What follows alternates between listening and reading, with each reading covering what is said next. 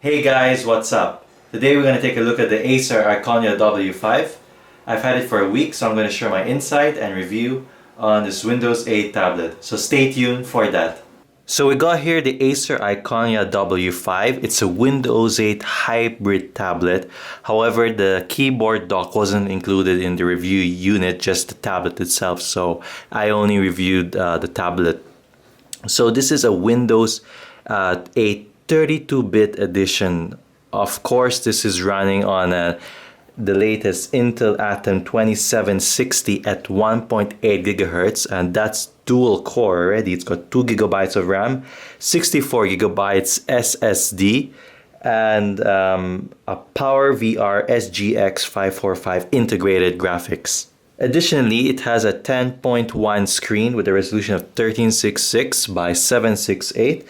Again, I have to stress this isn't running Windows RT, the slimmed down version of Windows 8. This is the full Windows 8 32-bit edition, meaning you can install any applications you wish. Let's talk about the design of the Iconia W5. It's got a beautiful design, as you can see.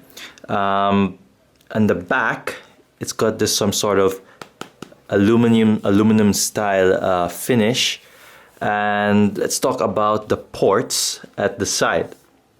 So on the left hand side, we got the speaker grill, the left speaker grill, the Iconia logo. At the bottom, we've got the docking station and the docking station, and I believe, yes, I was correct, this is the charging port. And on the right hand side, we got the speaker grill again, and the micro SD, and the micro USB, micro HDMI, and the volume rocker with, I believe that's a microphone. And on the other side, we've got the power button, screen rotation lock, and 3.5mm audio jack. On the back side, we got the 8 megapixel camera with the LED flash, and this is NFC. It has Bluetooth also. And in front, we've got a 2 megapixel front-facing camera. So as you can see, it's running the Metro style tile user interface. So this is a little bit of a hurdle to get used to, especially if you're coming from Windows 7. So they're new things for a typical user to learn. So it might take some time for an average user to fully understand the Windows 8 user interface. As you can see, there's no more start button on Windows 8, and I'm not much of a fan of it, but I'm not going to talk about Windows 8. This is about the tablet itself. All right, so let's talk about performance. So over here, I've got open the Windows Experience Index. So this is one way of benchmarking your system on Windows 8. The same started out with Windows Vista, now it's on Windows 8 also. So as you can see, the processor has around about has a score of 3.4, which is so-so. It's got a memory of 4.7, graphics of 3.7, and the lowest is the gaming graphics, which is 3.3. And the hard drive, surprisingly, even though it's an SSD hard drive, got just 5.8. There's some issues with this tablet which need to be addressed. One being that the touch responsiveness on the tablet isn't that great. So for example, if you're browsing on the internet, I've got this website open. This is Business World. It's if you can notice, it's not that fluid browsing, scrolling up and down. It tends to be, the frame rate isn't smooth at all. Look at that. So another issue is regarding the touch responsiveness of the display. Let's say if I want to click this article link, for example, arts and literature, sometimes it does work, sometimes it doesn't. It's not sensitive at all to touch. For example, if I want to create a new tab, I have to press it a couple of times. See, look, I have to press the exit full screen. This is my 4th time just to get to exit the full screen mode. Let's say I'm going to close it. You really have to press it hard down. It's not that sensitive. In terms of battery life, the Iconia managed to survive roughly about 5 to 6 hours without the keyboard dock, and according to Acer, the average battery life is roughly about 18 hours including the keyboard dock. Another thing which I don't like about the W5 or any Acer related gadget or laptop, notebook or ultrabook is that the amount of bloatware installed is phenomenal.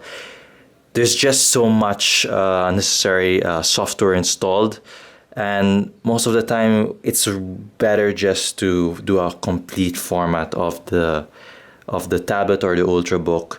And this actually took roughly about 3 hours to do a complete factory reset, as there was another user using this tablet before me, since it's a review unit, and it took 3 hours just to restore the factory image.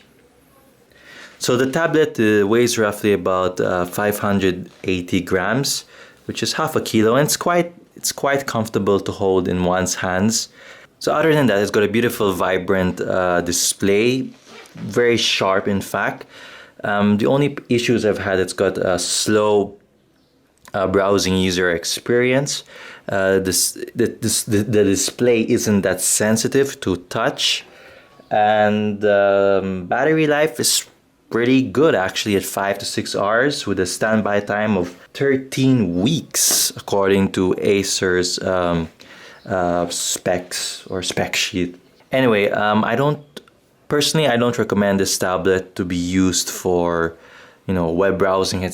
You rather better be off using a Nexus 7 from the Android side, or iPad mini or an iPad, as it still has to be improved. The Atom processor isn't that powerful enough to run a full Windows 8 operating system, as I didn't really get a good experience with this generally. It's just quite too slow.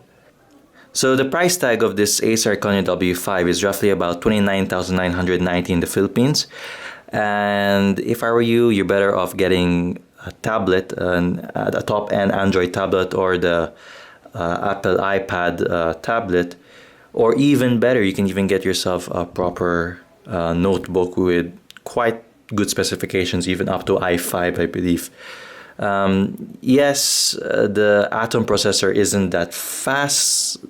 Yes, it's a hybrid netbook tablet, but you're better off shelling your money somewhere else rather than spending it on this device. So that's roughly about it, guys. This has been the review of the Acer Iconia W5. So don't forget to like this video, don't forget to subscribe to Wired Mash, and thanks for watching.